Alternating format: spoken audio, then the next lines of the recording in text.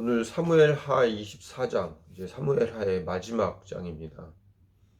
먼저 알아야 될 것이 이 사무엘하 24장을 많은 목사들이 통치 전반기에는 밧세바 사건이, 후반기에는 인구조사, 이 두 가지를 대표적인 죄라고 설교를 하고 있습니다. 그래서 다윗처럼 하나님 앞에 잘하던 사람도 한순간에 무너질 수 있다, 이렇게 설교를 합니다. 저는 항상 강조합니다. 아닙니다. 원래 다윗은 못하고 있었습니다. 인구조사의 원인이 불분명하다고 많은 주석가들이나 학자들이 얘기를 합니다. 어찌 됐든 인구조사가 시작이 되었다. 근데 분명히 이유가 있습니다. 이유가 있기 때문에 인구조사를 하는 것을 죄를 짓도록 하나님이 놔두십니다. 그 이유는 바로 앞장과 그 앞장에서 이미 설명을 했습니다. 다윗은 이미 승리와 성공이 하나님의 축복이라고 알고 여겨왔던 사람입니다. 그래서 승리와 성공만이 하나님의 축복이라고 알고 있었던 그거를 하나님이 뜯어고치고 싶으셔서 이제 인구조사라고 하는 그런 특단의 조치를 하나님이 취하신 겁니다. 역대상 21장에 보면 똑같은 내용이 나옵니다. 이게 사무엘상 사무엘하하고 역대상 역대하하고는 내용이 거의 중복됩니다. 그리고 말투까지도 다 같은 내용이 나옵니다. 근데 왜 그러면 이걸 두 개를 다 따로따로 성경에 기록하고 있느냐? 사무엘상 사무엘하는 역사적인 기록들을 나열하는 식입니다. 그리고 역대상 역대하는 안에 있는 내용들을 뭐라고 표현을 할까? 주관적인 의미에서 해석하는 그런 의미로 쓰여져 있습니다. 근데 역대상에는 똑같은 얘기를 1절에 어떻게 표현을 하고 있냐면 사탄에 의해서 사탄이 일어나 이스라엘을 대적하고 다윗을 충동하여 이스라엘을 계수하니라, 이렇게 얘기가 나옵니다. 오늘 우리 읽은 이 우리의 본문에는요 그렇게 나오지 않고요, 여호와께서 다시 이스라엘을 향하여 진노하사 그들을 치시려고 다윗을 격동시키사 가서 이스라엘과 유다의 인구를 조사하게 하신지라. 분명히 사무엘하에서의 기록은 하나님께서 그 일을 하시도록 이렇게 만들어 놨는데, 역대상에서는 뭐라고 나왔냐면 사탄이 일어나 다윗 이스라엘을 대적하여. 그러면 두 내용이 다른 내용입니까? 다른 하나님입니까? 그렇진 않을 거 아니에요. 물론 사탄도 하나님의 계획 안에 있는 존재이기 때문에 하나님께서 사탄을 사용하셨다, 이렇게 얘기하면 되겠죠. 근데 사탄의 개입은, 특별히 역대상에서는 사탄의 개입을 왜 넣어놨느냐? 잘못을 돌리려는, 누군가에게 떠넘기려고 하는. 역대상 역대하는 다윗의 치적을 기록하는 내용들이 많이 있어요. 우리나라의 조선왕조실록이 얼마나 위대하고 대단하냐면 왕도 못 건드리게 했어요. 그래서 그 내용을 왕이 볼 수가 없는 거예요. 근데 다른 많은 나라의 그 왕들의 치적은 후대의 자손들이나 당대에 자기들이 손을 본 거예요. 그런 것들이 많아요. 역대상도 그런 역할을 해온 거죠. 사탄에게 책임을 떠넘길 수 있는. 3절에 보면요, 요압이 왕에게 얘기를 합니다. 이걸 말리려고 해요. 요압이. 이 백성이 얼마든지 왕의 하나님 여호와께서 100배나 더하게 하사 내 주 왕의 눈으로 보게 하시기를 원하나이다. 무슨 얘기예요? 100배나 더 많게 보고 싶은 마음이 있다는 거 잘 알고 있습니다. 요압의 입을 통해서 이렇게 얘기를 하는 거예요. 결국 뭐예요? 다윗은 승리와 성공과 많음과 이런 것들이 하나님의 복이라고 생각하는 태도를 가지고 있던 거예요. 다윗의 마음을 요압도 알고 있는데 하물며 하나님께서 모르고 계셨을까요? 8절에 보니까 그들 무리가 국내를 두루 돌아다녀 9달 20달 만에 예루살렘에 이르렀습니다. 9개월 20일. 그러니까 10달에 걸쳐서 행정조사를 다 한 거예요. 그 행정조사를 하기 위해서 나머지 행정들은 마비가 됐을 거예요. 그리고 또 하나, 이 인구조사를 한 이유가 있어요. 세금을 거둬들이기 위함도 있는 거예요. 이제 반세계를 내야 하는 율법의 규정이 있지 않습니까? 다만 인구조사가 모세 시대에도 이루어진 하나님의 명령에 의해서 시행되었을 그 시기와 지금 시기와 인구조사만으로 죄를 단정짓기는 좀 애매하지 않습니까? 그것보다 큰 함정이 틀림없이 있지 않았을까 하는 생각이 듭니다.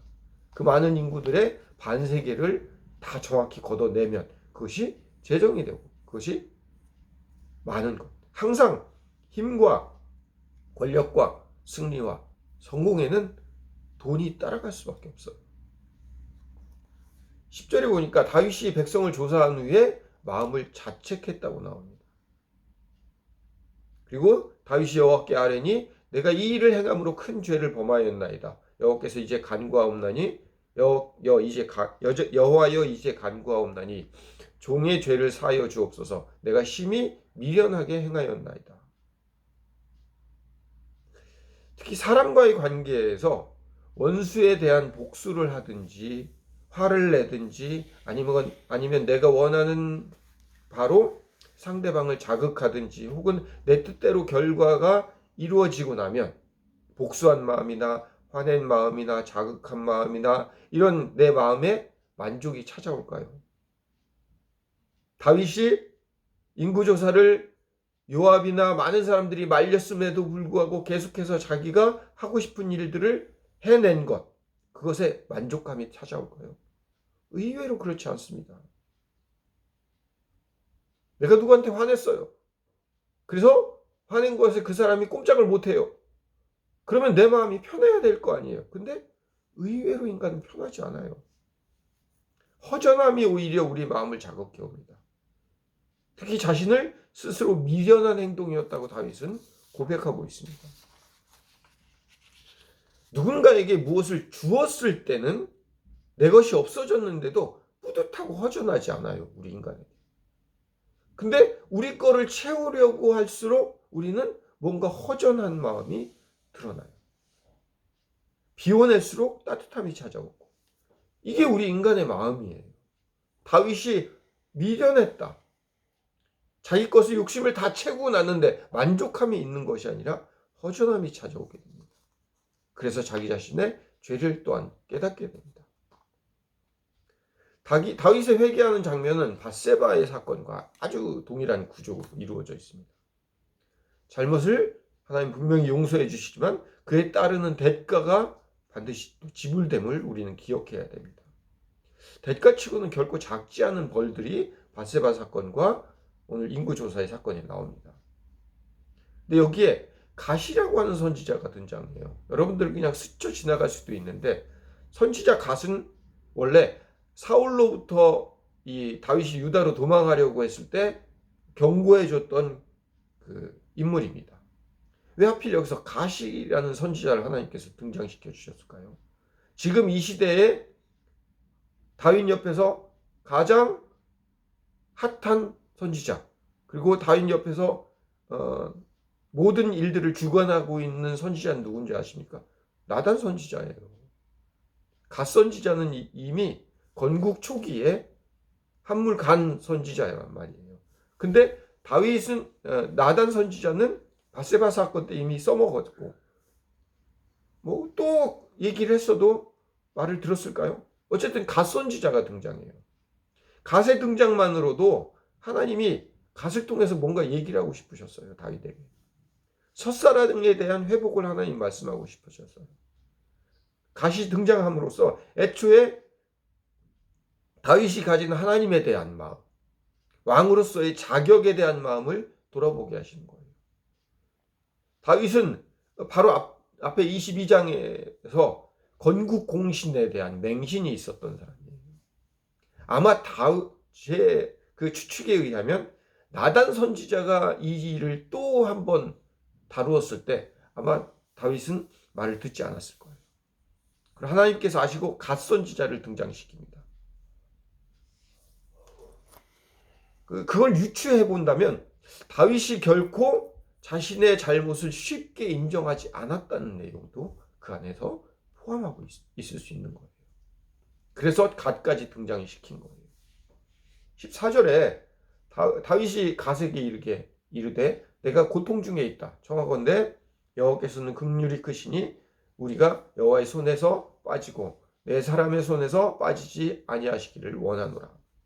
주님의 손에 처벌을 받겠다. 이게 핵심이에요. 그럼 자기가 도망 다녀야죠. 2번을 선택해야죠. 왜 3번을 선택해요?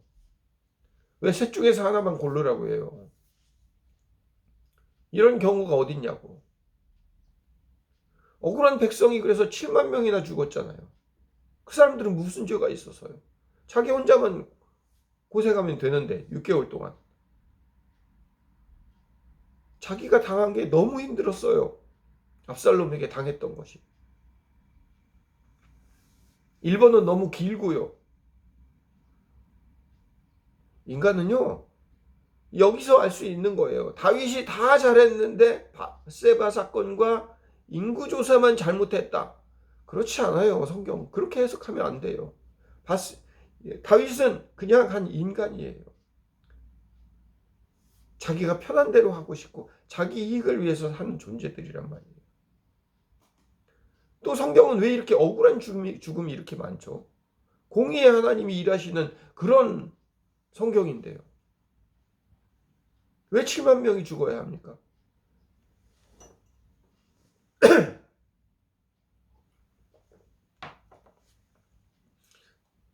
애초에 왕을 뽑지 말라고 했습니다. 사무엘상 12장에. 왜요? 하나님이 이스라엘 백성의 왕이에요.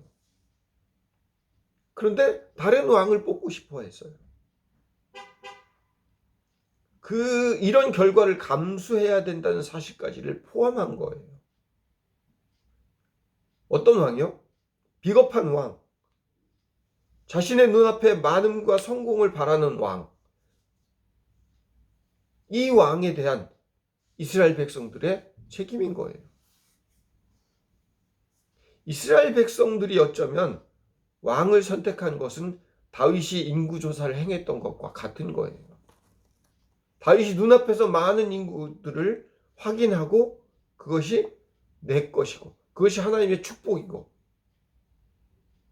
그것이 내 성공인 것처럼 이스라엘 백성들도 왕을 선택한 것은 역시 마찬가지로 눈에 보이는 어떤 명백함인 거예요.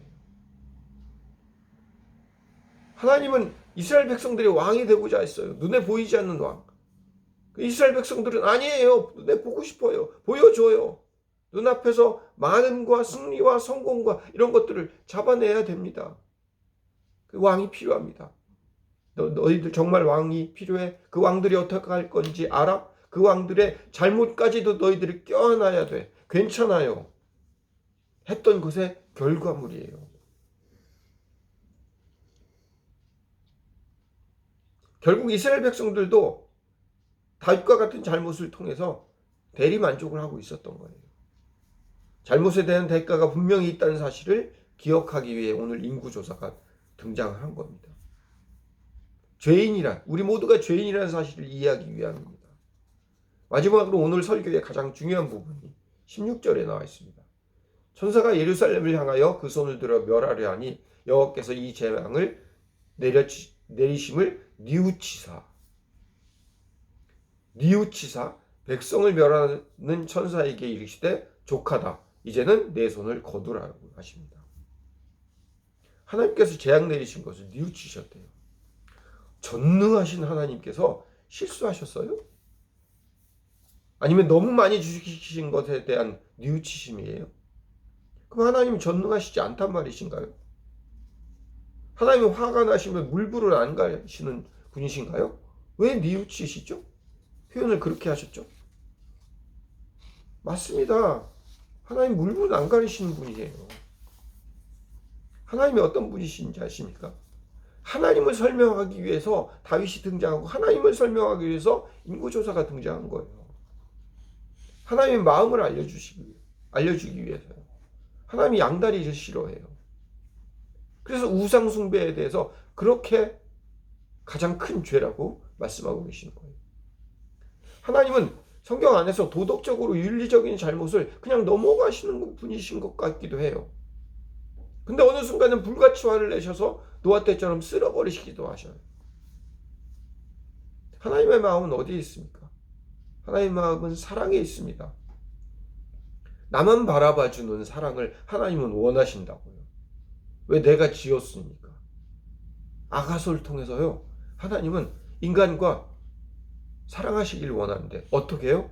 나만 바라. 너는 나만 바라주고 나는 너만 바라봐주는 그런 사랑을 하고 싶어요. 그래서 하나님은 질투의 하나님이란 얘기가 나와요. 다른 이스라엘 이방 백성들과 다른 힘과 권력과 돈과 어떤 것과도 상관없이 하나님은 하나님과 인간과의 사랑을 원하세요. 그동안 다윗은 승리를 찬양하면서도 하나님을 잊지 않았어요. 하나님을 사랑했어요. 하지만 인구조사에서는 다윗의 욕심이 하나님을 넘어섰어요. 이제 하나님 필요치 않아요. 자기의 백성과 군대의 숫자만 있으면 안전해요. 거기에 다윗뿐만 아니라 이스라엘 백성들까지도 하나님을 떠나게 되는 거예요. 그 하나님의 메시지를 그렇게 전하고 싶으셨던 거예요. 하나님이 어떤 분이신지를 알려주고 싶어 하십니다. 우리는요, 하나님의 모양과 형상대로 지음받은 우리들입니다. 우리들의 마음과 행동 속에서 하나님의 마음을 알아낼 수가 있어요. 하나님은 지정의를 가지고 계시는 인격의 하나님이십니다. 지극히 감정적인 분이시기도 하십니다. 아무 일이나 감정적으로 화내는 우리 같은 수준의 감정이 아니라 하나님께서 결코 포기하지 않으시는 부분에 대한 감정이 있으십니다. 뭐요? 사랑이요. 하나님의 사랑. 그 사랑에는 결코 양보하지 않으십니다. 7만 명의 억울한 죽음보다도 큽니다. 다만 하나님께서 억울하게 하셨다, 혹은 뉘우쳤다의 그런 단어들의 의미에 묻어버리지 말고 하나님의 마음을, 하나님은 그런 어떤 것들보다 우리 인간들을 사랑하시고 우리 인간이 하나님을 사랑하기를 바라는 그 마음이 담겨 있는 거예요. 인구조사 안에. 여러분들의 하나님의 사랑하는 오늘날 우리 이 주어진 삶에서 우리가 하나님의 사랑보다 더 좋아하는 것들이 얼마나 많이 있습니까? 그런 것들이 하나님이 보시기에 어떤 마음을 품으시겠냐? 하나님의 사랑을 우리가 알고 그 사랑에 우리도 하나님의 사랑에 반응할 수 있는 그런 저와 여러분들이 되시기를 축복합니다. 기도하겠습니다. 사랑의 아버지 하나님, 지정의를 가지고 계시는 인격의 하나님께서 지극히 감정적이신 분이십니다. 근데 그 감정이 아무 일에나 감정적으로 화를 내시지 않으시고 하나님께서는 우리를 사랑하시고 우리에게 마음을 가시고 우리만 바라보시는 그 마음으로 우리에게 다가오십니다. 그 사랑의 마음을 우리가 알 수 있는 그런 하나님의 백성들, 하나님의 자녀들이 되게 주님 인도하여 주시옵소서. 힘과 권력과 어떤 것들 위에 하나님이 있고 그 하나님을 사랑하는 마음이 우리 마음 안에 있어야 한다는 사실을 배우고 우리 한 주를 살아갈 수 있는 주의 백성들 되게 주님 인도하여 주시옵소서. 예수님 이름으로 기도드립니다. 아멘. 이제는 우리 구주 예수 그리스도의 크신 은혜와 아버지 하나님의 극진하신 사랑하심과 성령님의 인도 교통 내재하심이 이 설교를 듣는 모든 자들 머리 위에 영원토록 함께하여 주시기를 간절히 축원하옵나이다. 아멘.